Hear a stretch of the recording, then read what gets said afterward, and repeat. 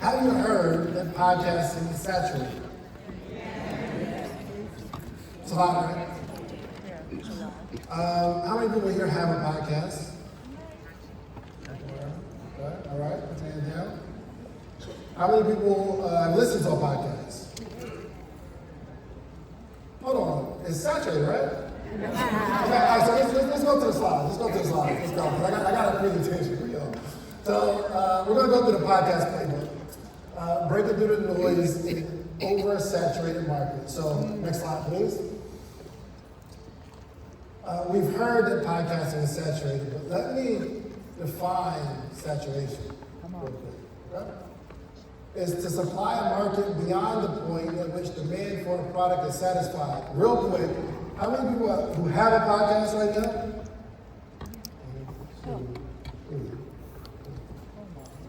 A few of y'all. Okay, hands down.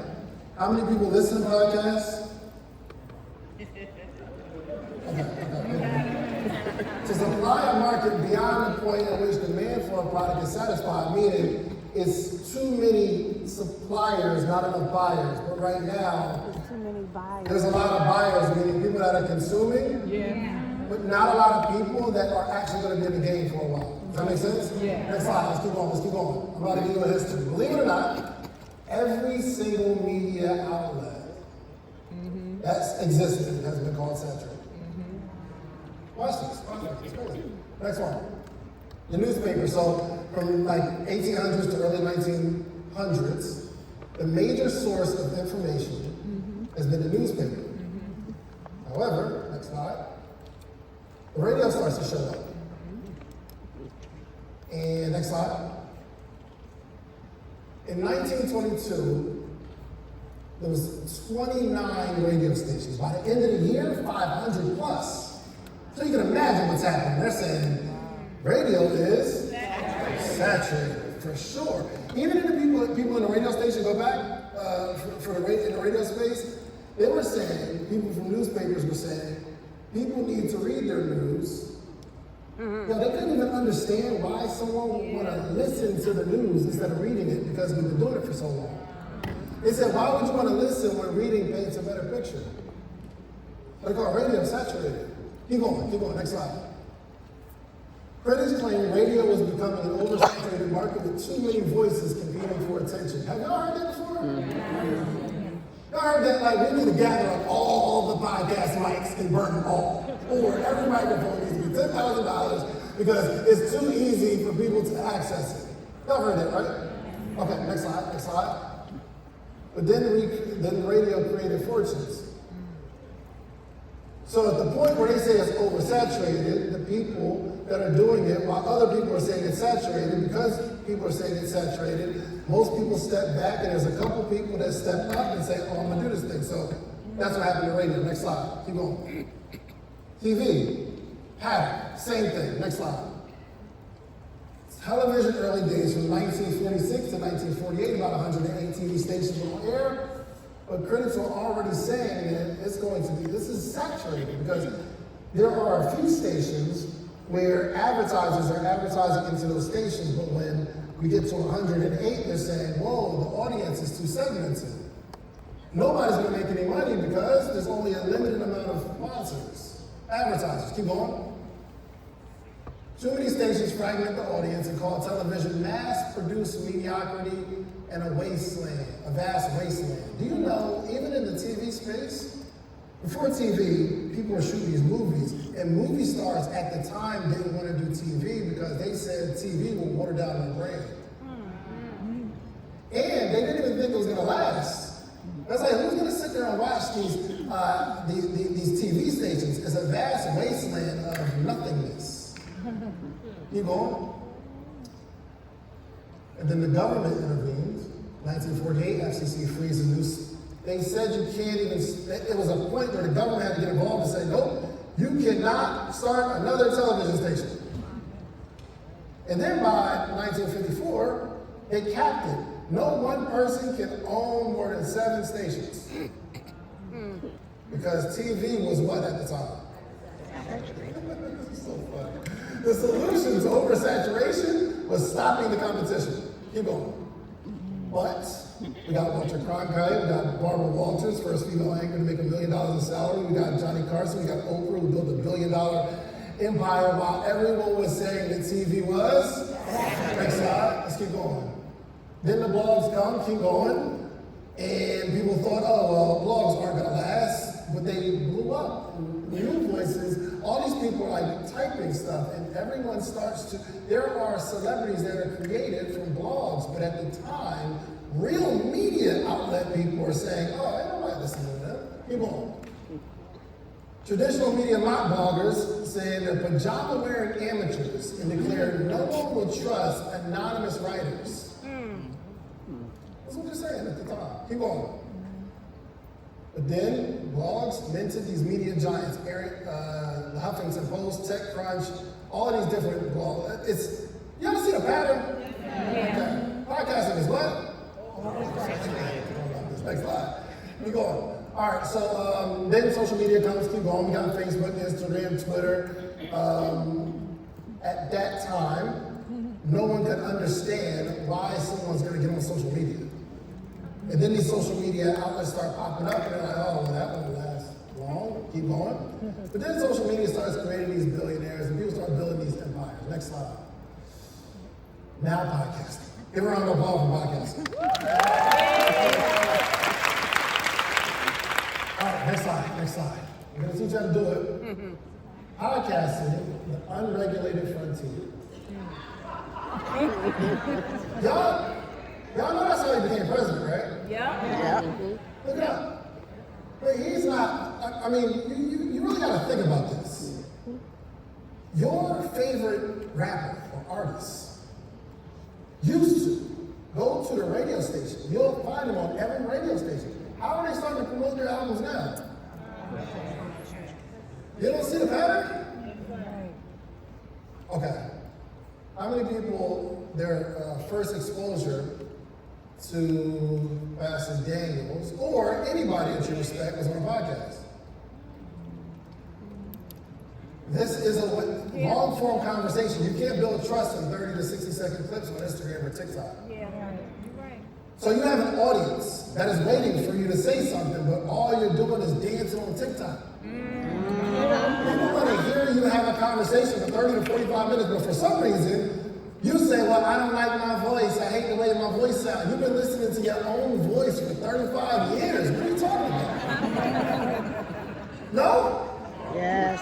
But look what's happening. The biggest artists in the world. You would think, okay, Young Thug just got out of jail, all this controversy. He doesn't go to the radio anymore. It's not a TV station that he goes to. He goes to a what? So, what you want to do? You gonna start? Okay, keep going.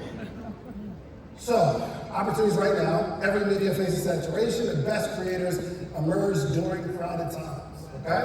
Podcasting is still in its infancy stage. Let me tell you how. We have any music artists here? Anybody do music?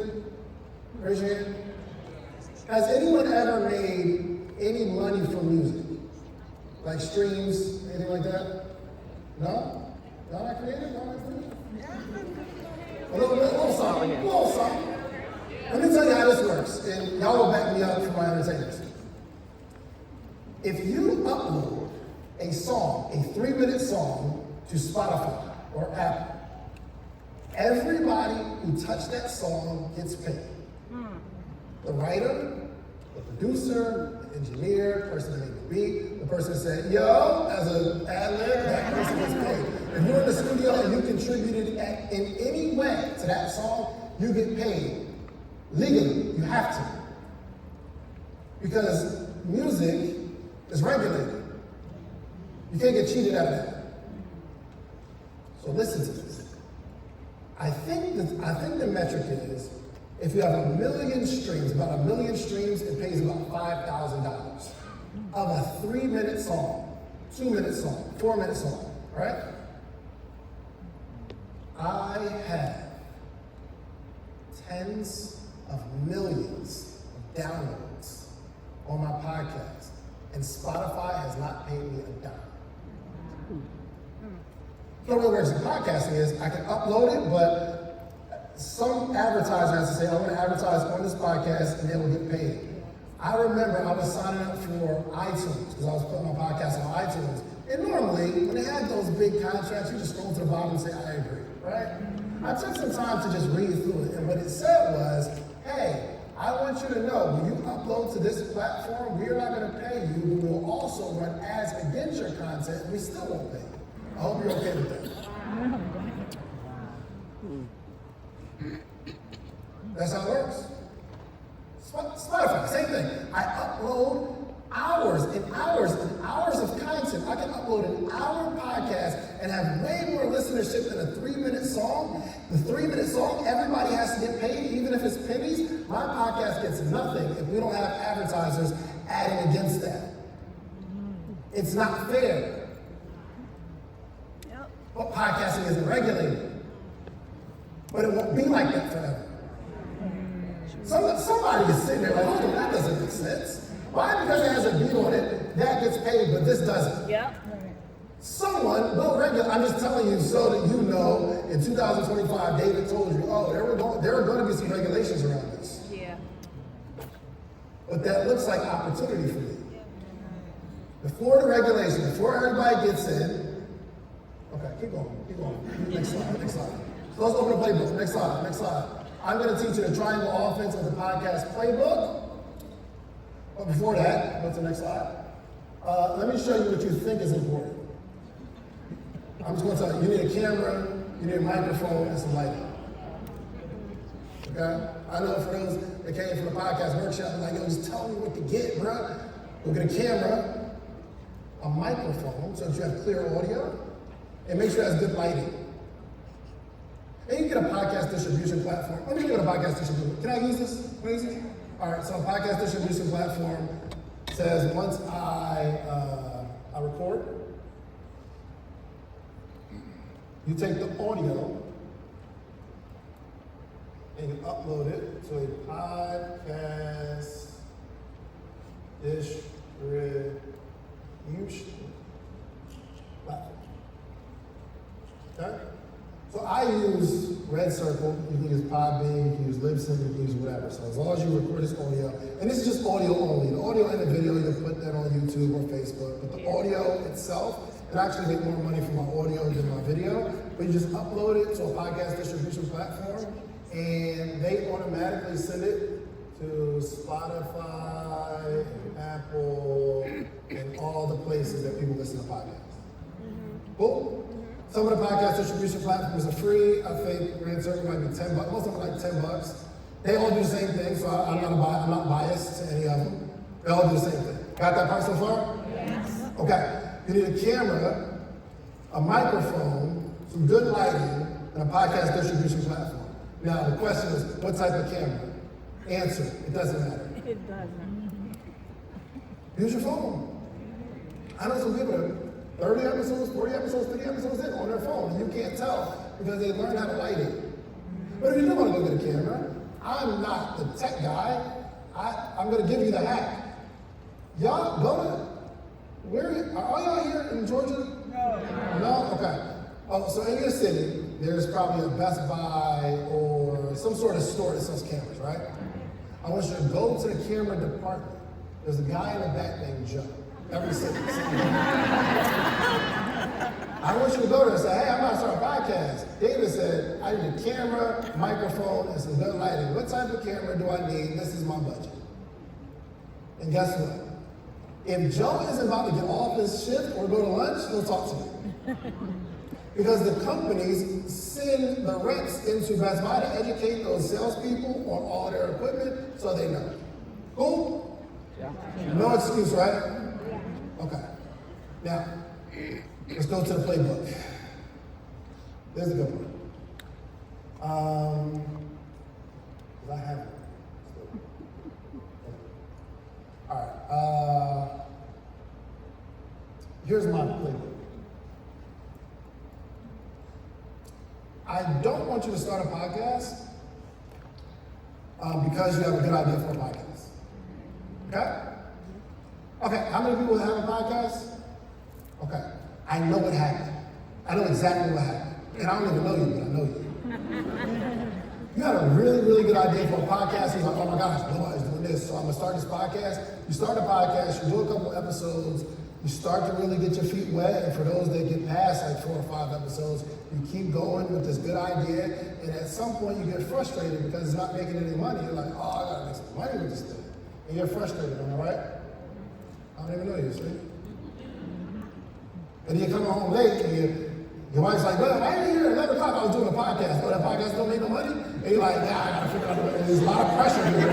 You need to make some money. Only because they don't understand the playbook. So here's how this goes. We have this is the triangle. Audience, then we have a business. Do not start a podcast without first figuring out how to make some money through a business. Okay? The business first. The only reason we are starting a podcast is not because I have a good idea and it'd be cool and I want to sit down and talk to my friends. It's because the podcast is a marketing arm to sell something to somebody. You understand? So we have to start with the objective in mind. So let's just say, for instance, we have a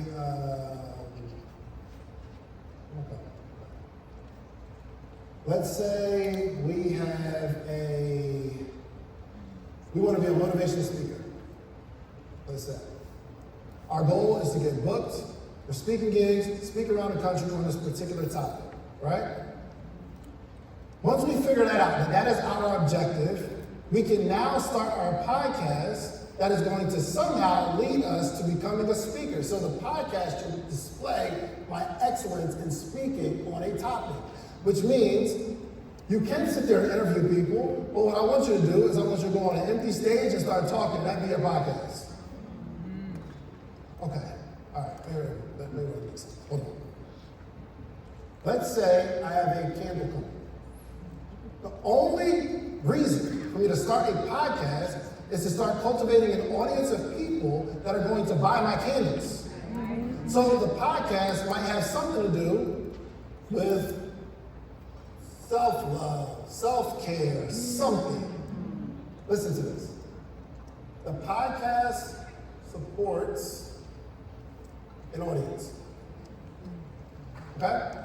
The purpose of the podcast is to support an audience of people. We want this audience of people to feel supported by the podcast.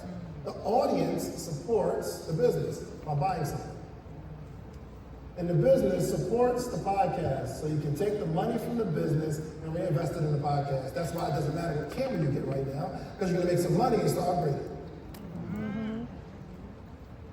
I know you have a good idea, but you're going to get frustrated. And it's not going to make any money because you're waiting on an audience from YouTube. It doesn't work like that.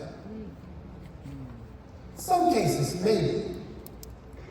But for you, I want you to look at this intelligently. Because some of us are starting a podcast that has nothing to do with our business goals.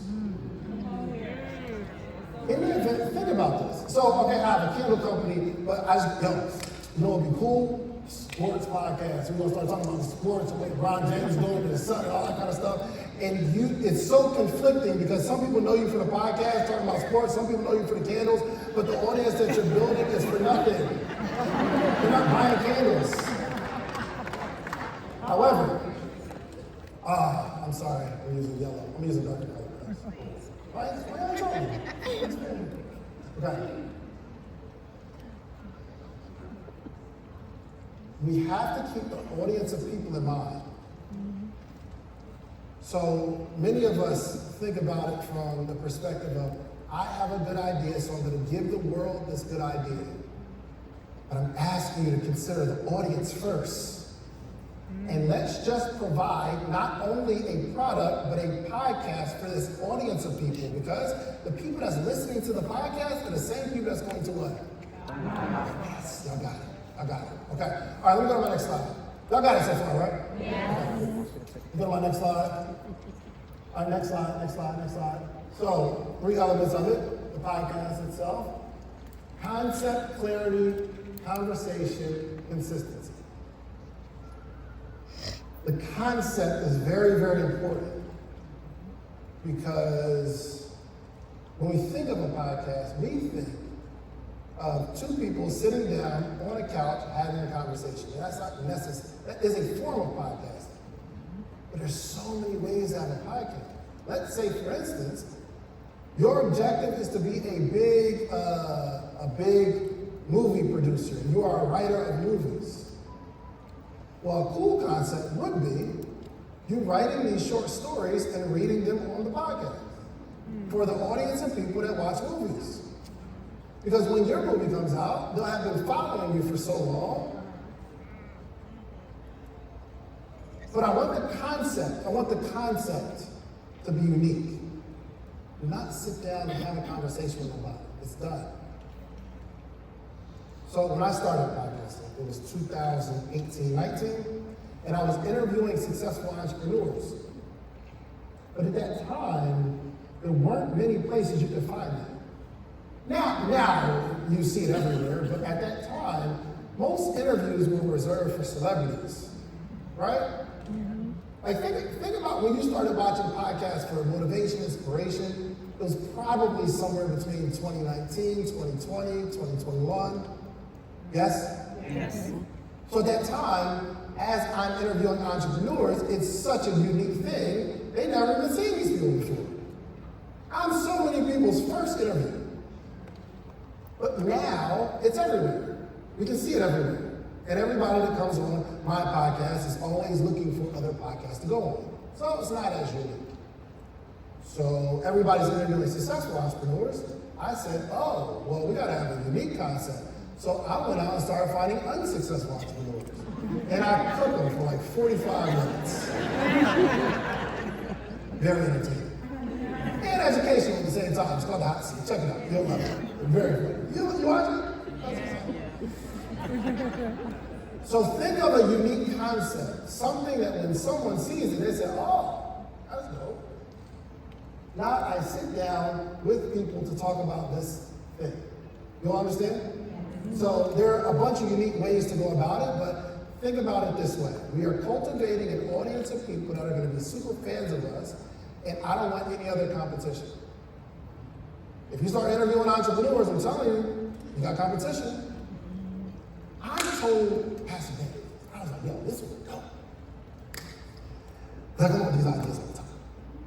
I said, wouldn't it be crazy if you have like a confession? Hear me out.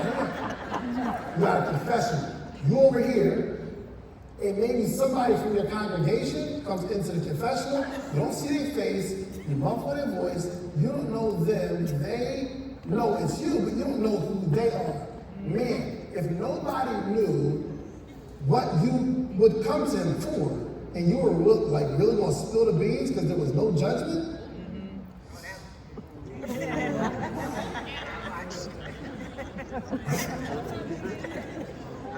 Where do you see that at? I mean, there's some people that I'm going through some stuff and I done some stuff. And I gotta get it off my chest, but who am I gonna tell that's not gonna screenshot it and put it on Instagram later? And wouldn't it be cool to hear some of the craziest stuff? And Pastor Daniels actually has to deal with that thing.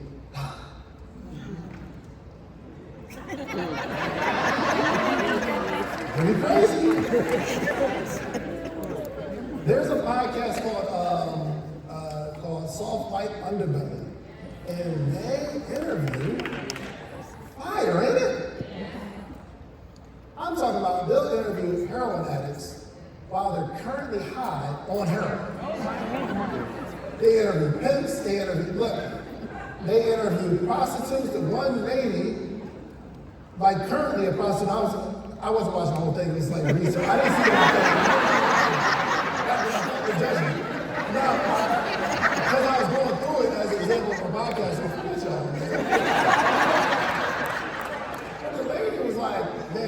since I was a little girl. I always wanted to be a prostitute.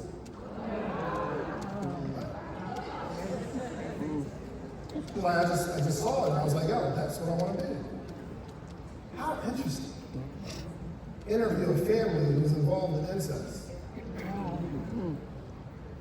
This is stuff that you haven't seen. It arrests you, saying, whoa, this is different. Yeah. I'm asking you to add some element of that. Okay?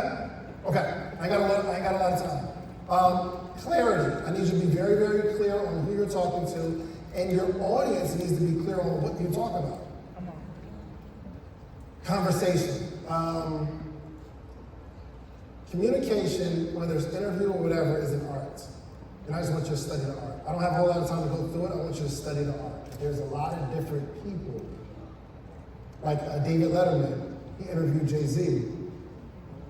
And when I tell you, through this interview, it showed that he's been doing this for decades. He asked Jay-Z on an interview about cheating on Beyonce. From a guy perspective, you don't do that. You don't just bring stuff up like that, bro. What's wrong with you? I mean, ladies, y'all might not understand. There's a code that we live by. But the way he asked the question was so incredible. He started out with, hey, I just wanted to add one more thing. He said, once upon a time in my life, I did something that almost ruined my family. I'm not proud of what I did, but I almost lost my whole family behind it. And he talks for like 4 or 5 minutes, where he starts talking about, man, I'm just fearing that my wife is going to be with some other guy, and I just don't know how to, I didn't know how to deal with it. He said, I'm a better man because of it. And rounding out the question, he said, I was just wondering if that rang a bell with you.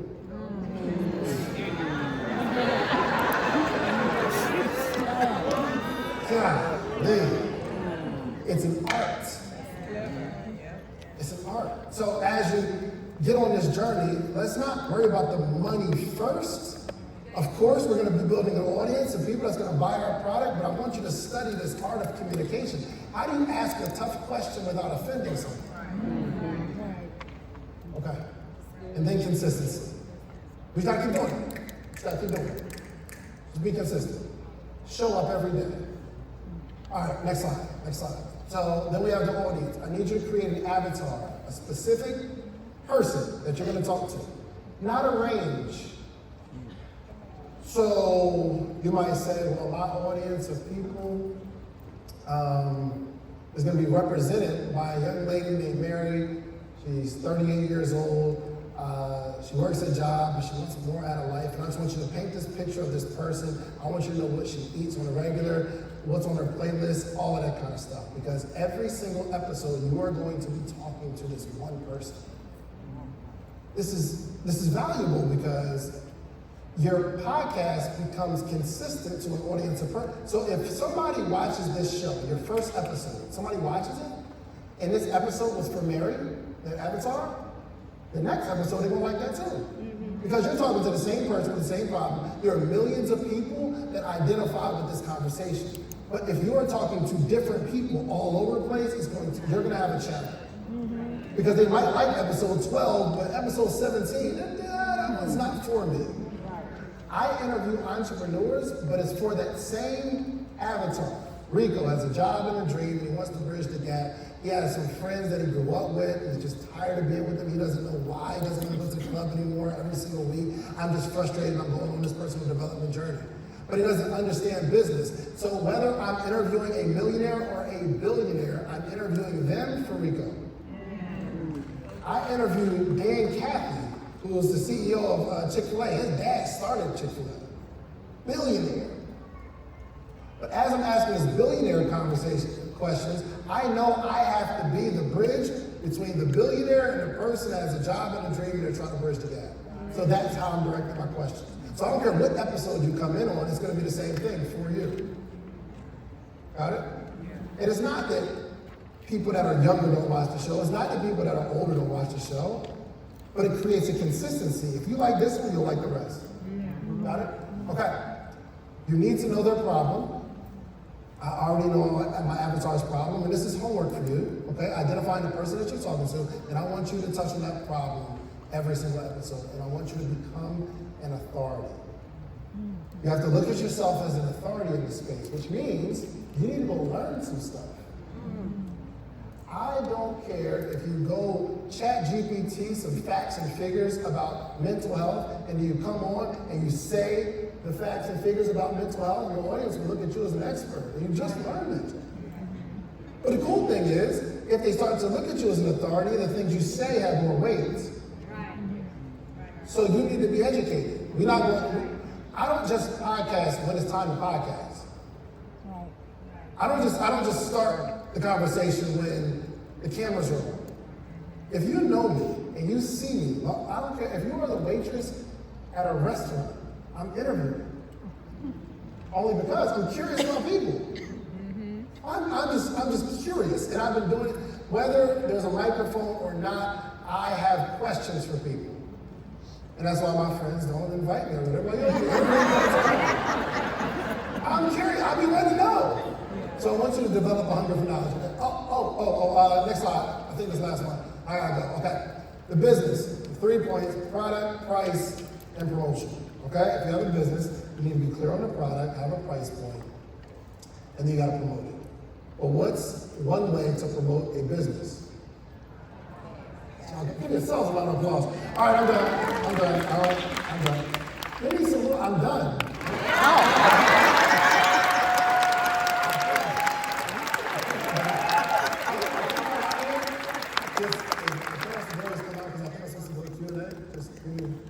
A lot of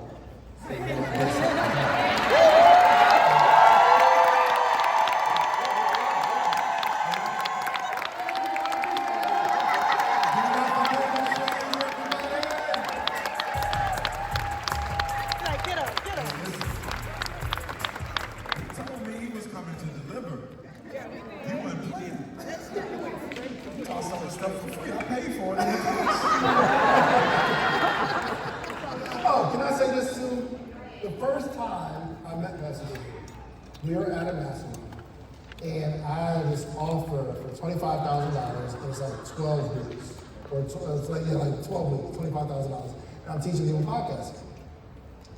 And we're in the mastermind, and I'm trying to learn, and he walks up to me. Well, I'm trying to learn. And I'm learning. I mean, brother, smelled good, so he had to do something. I was like, hey, bro, can I just give you $25,000 and you just spend a day with my team? And I was like, yeah, my clients do that sometimes. I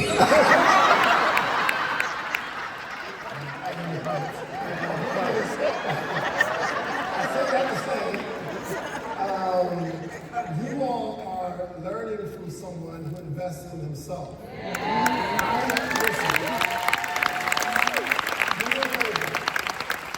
If you are ever going to invest in someone to teach you something, ask them for a receipt where they've invested for someone to teach them something. Right.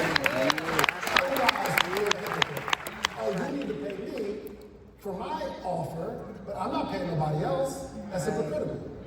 So what I'm saying is, if you are ever going to learn from somebody, if someone ever says, yo, it's going to be X amount of dollars to learn from me, you can feel more comfortable if they have paid themselves, because they're teaching you to do what they did to get where they're at. That's incredible. And he did, and it was great. I've got something. This was great. I got so many questions. And the first one is this.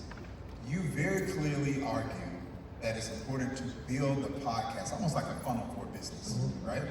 Okay, so, and I don't know, was that selling candles? When he said a candle business, I'm like, where's he going with this? Then he said a self-care podcast. I was like, that's genius. That is genius.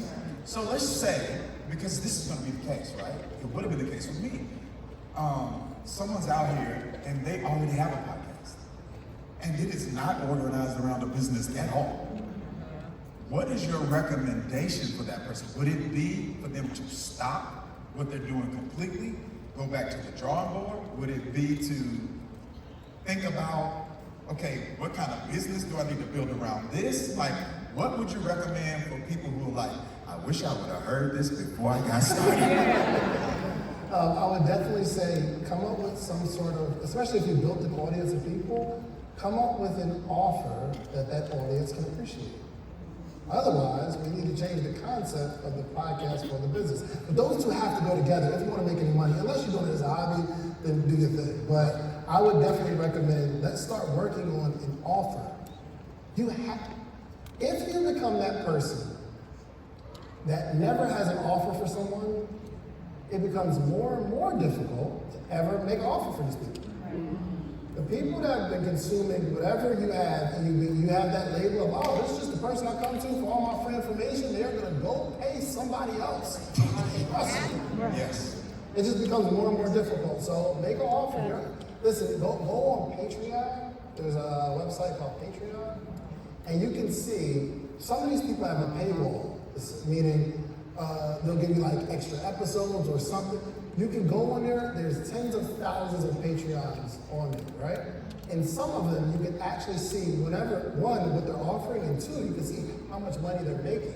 Some of them, they have like a $2, $3 tier that you don't get anything but support. And they let their audience support them. So imagine a $3 tier, and you have 2,000 people that just show love. That's a business. $6 grand a month to do the same thing, but because we don't have an offer, they can't pay us. I can really answer that. I see the light bulbs going on. I see the light bulbs. Okay, so I got a bunch of questions. Here's one though that just came. Somebody's doing it right now, and it's not working.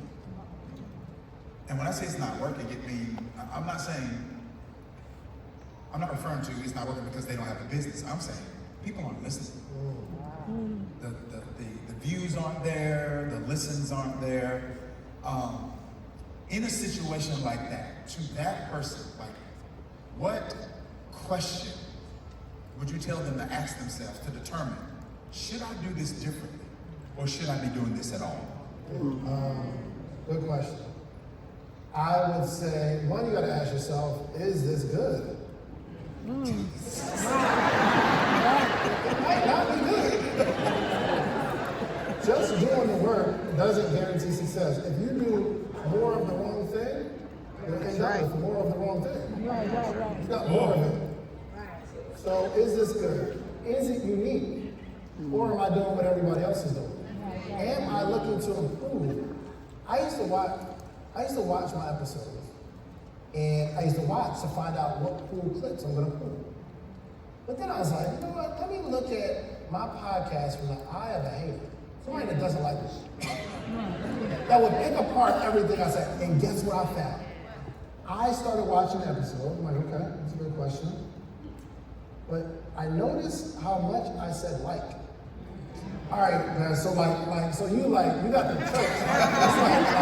So they like, and I was watching it, cringing. Oh my gosh, I had no idea. Yeah.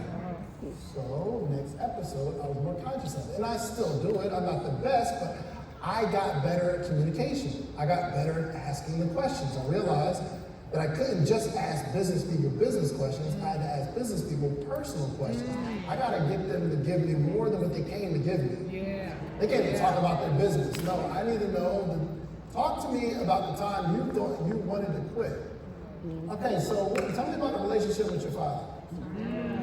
Tell me about your commitment issues. Oh, you're making millions, but you're single. How's that going?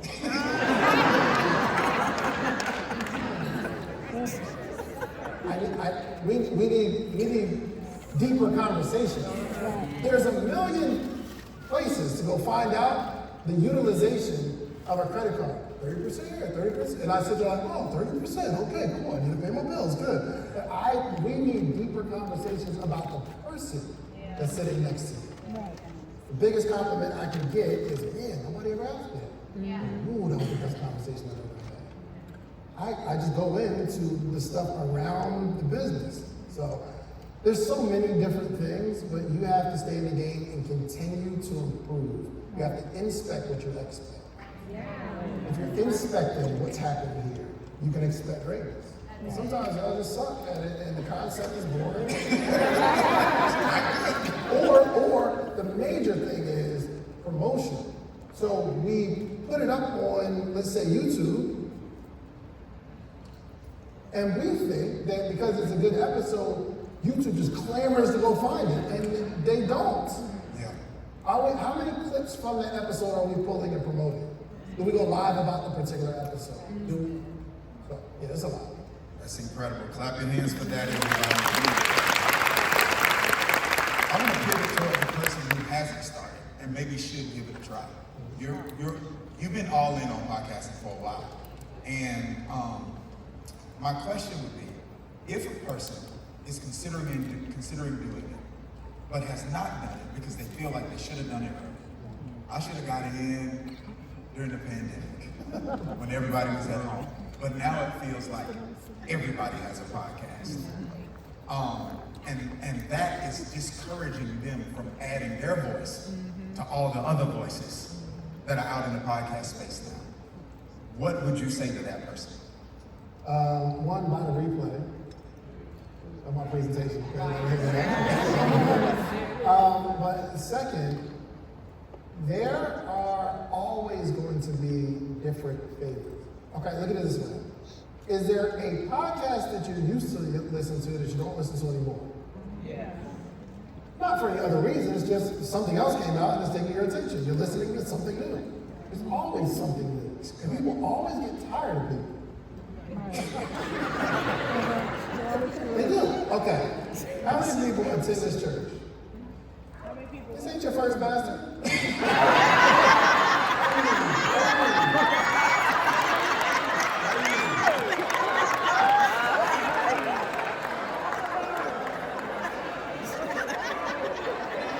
If I'm being honest, there's somebody who's building a ministry right now that you will be a member of their. It is what it is. So you have to just start. You said that about your last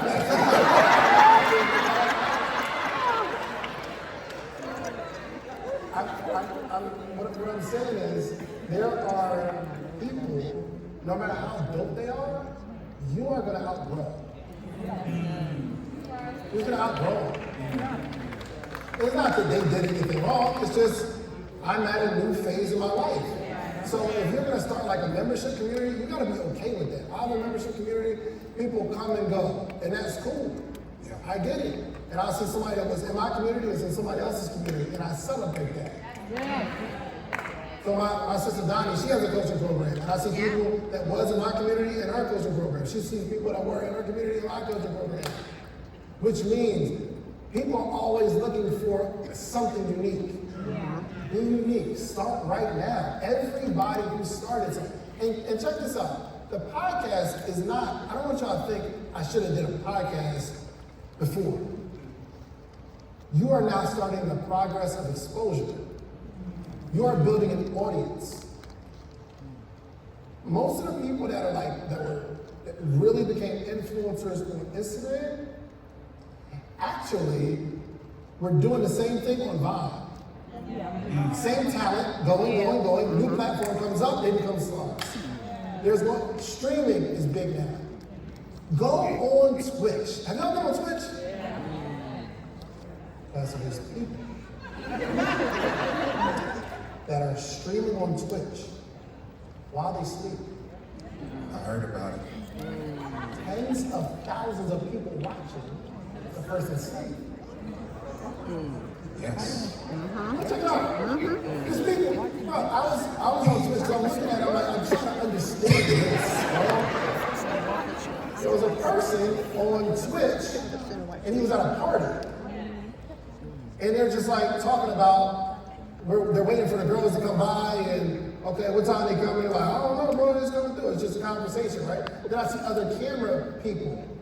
And it was like 5 or 6 people that are twitching, that are live streaming on their own accounts, and all of them had thousands of viewers. I didn't know none of them. But look at me watching them talk about absolutely nothing. And I don't even think they cared that they weren't talking about that. When I'm on live, I gotta be saying something. I gotta, because you know what I mean, I'm trying to keep your attention. They don't even care. They're like, yo, dude, I'm going to the bathroom real quick, I'll be back. That's so true. So, who knew who Kai Cenat was 5 years ago? Who just got turned on to Kai Cenat this year? Me.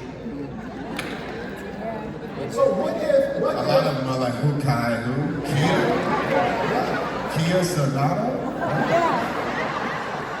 What if you started last year and you just found him today? You found him. People are gonna find you. Just start right now. And then I'm telling, attention isn't going anywhere. So you start building your audience right now. Maybe some other platform that people follow you at, and you become a star. So just start. I love that. Come on, no, I don't want to talk. No, we don't want to talk. This is great. All right, so in the same stream of thought with someone who is getting started, is there, well, let me ask you this. Would you consider yourself an introvert? No. Well, it depends on where I'm at and who I'm at. You're not an introvert. I'm all gonna be there. Okay. So, well, answer this as best as you can, because you may not be able to relate exactly. One of the things that you talked about in your presentation is the importance of curiosity, right? And it's almost like, I don't know if you are arguing this, but it felt like I heard you say, like when you say become more curious, you're asserting we can become more curious. All right. What if a person says, personality-wise, I'm more introverted? And I'm not as interested in other people. No, I'm serious, like the way an extrovert would. We just want to remember, it's like, what's your name? Where are you from? Whereas an introvert's not like they don't like people, but it's like,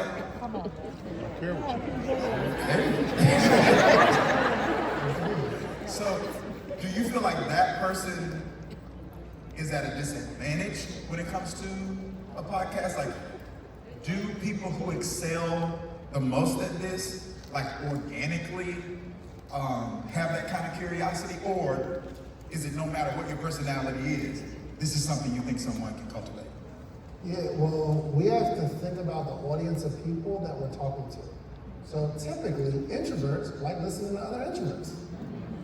They don't like that out loud. They're like, oh, it's arrogant. And also, introverts are thinkers. So one, they're probably the best people to come up with the best questions, but they have the ability to go deep into research. So I did this episode on Chris Brown and how his $1,000 VIP, what's it called? Meet and greet. Y'all been there.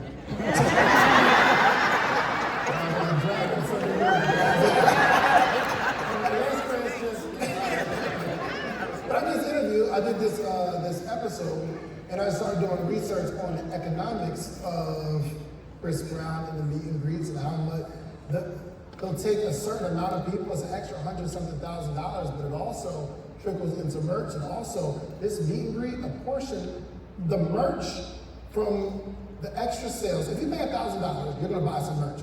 If just those 100 people buy merch, that merch takes care of the tour itself in terms of staff, lighting. Cool, right? There wasn't nobody else in the room when I started doing this episode. I looked right into the camera, went through my research, talked about it, edited it up, and just put it out. So a podcast isn't conversations necessarily. And I know a young lady, she does a podcast, she's super introverted, she be having the candles behind her, her voice is so soft and comforting, and she just talks, she has an audience. So whatever excuse you come up with, go for it.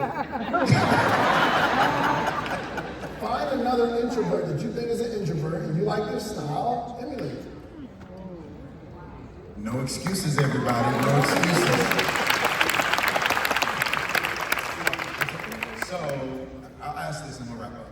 I have seen, just in the short time I've been in Atlanta, different iterations of your podcast. So I think the first thing I participated in was like a dinner.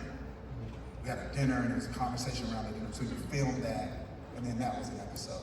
And then I did an episode with you. It's just me and you. We sat down. It's a blank wall, and we had conversation there. And now it's like I think you and Donnie do it together. And then sometimes you and Donnie interview different people. So my question is, did something happen? Meaning, was there like a plateau in viewership? Did you get bored? Did something happen that caused you to explore different ways of doing the same podcast? Or were you just bored with what you were doing and you wanted to The game mix it changed. up? So when you were on my podcast, what year was that? Do you remember? First time? It's during the pandemic. It was probably 21, maybe. How many podcasts were you on before that? I don't remember the first one. I don't know if it was a dinner or... No, I'm saying you just personally on any other platform. Oh, I can't remember. I mean, a few. A lot of podcasts? Before then. For you, yes.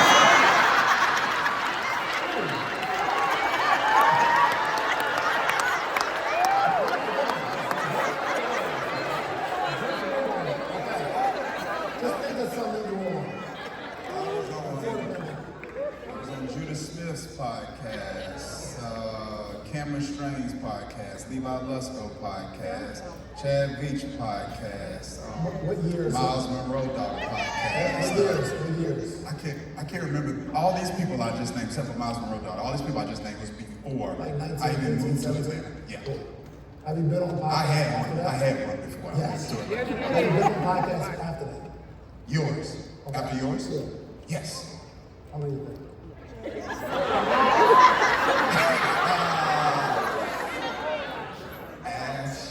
Ashes after yours. I don't do a lot, by the way. Lecrae, Early initiated. Who?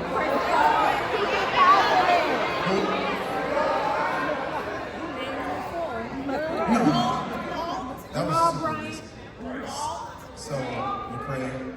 Y'all, no Shans does not get credit for Lecrae. No. No, I know. I'm listening. It's not that. Yeah, I My know. point is, typically you've done more after the pandemic than before, because one, there wasn't that many podcasts. It was like a radio show or a TV show, whatever. But after the podcast, I started seeing the people that were on my show on a bunch of shows. And not saying like I started it. What I'm saying is I see people now that are promoting something through podcasting. They're on my show. The next week they're on their show. Next week they're on their show. Next week I get Pinky Cole on my show, and then it's like 10 others, which is cool. I get it because you understand that's how we market. But once I saw that, I'm like, oh well. I don't really want to start. I don't want to interview a whole bunch of people that are going on podcast runs necessarily. You know what I mean? Or they're more available podcasts to go on. Yeah. And I don't like that. So now I need to find people who don't go on podcasts at all like that. Or me and Donnie will sit there and talk. So that's why we enter it, because I see what's going on in the space. So is it intuitive? Because I'm thinking about the person that's been doing something for a while that feels like in some way, I need to mix this up. Yeah. And I think what I'm getting at is I'm trying to see with you, is it like intuitive, instinctive, or is there some data? Is there something that you're using that says, I need to mix this up? Or it's like, I don't like to play on everybody's stuff, so I'm gonna mix this up. Nah, I'm a student. If you watch what's going on long enough, you'll find some stuff. Like, Like watch what? You say watch what's going on. What would they be watching? if you're intentionally looking to grow something, you're looking at what's happening in the space. For instance, if I'm the pastor of a church, I'm starting to notice people's behaviors and how they operate, how they move, and how can we cater to it. Otherwise, your business is going to die. Because you're not looking at what's happening in the industry as a whole. The reason people come to church now is way different than the reason they came 20 years ago. I believe the philosophy, the ideas of church that you at a certain point you couldn't even really come into church dressed the way y'all dress today. Come on. Stop at the door. Come on. Right? That's right. It's different. So if you're not watching what's happening, you still say those old rules go, or you see that, it dies. So I'm always interested in what's happening in the industry. I'm looking at a bunch of shows, which means, so now people are doing podcast runs because I'm noticing it. I'm looking at it. I want to see how to grow. I'm looking at other people and how they're growing and what they're adopting and things of that nature. So I started seeing, okay, well, during the pandemic, information.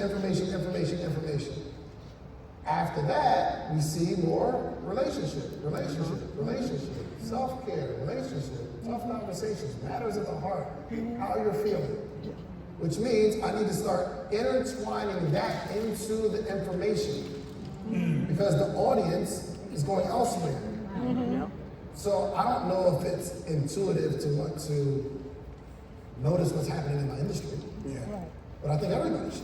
Yeah. No, really good. Guys, help me thank David Shannon for being with us today.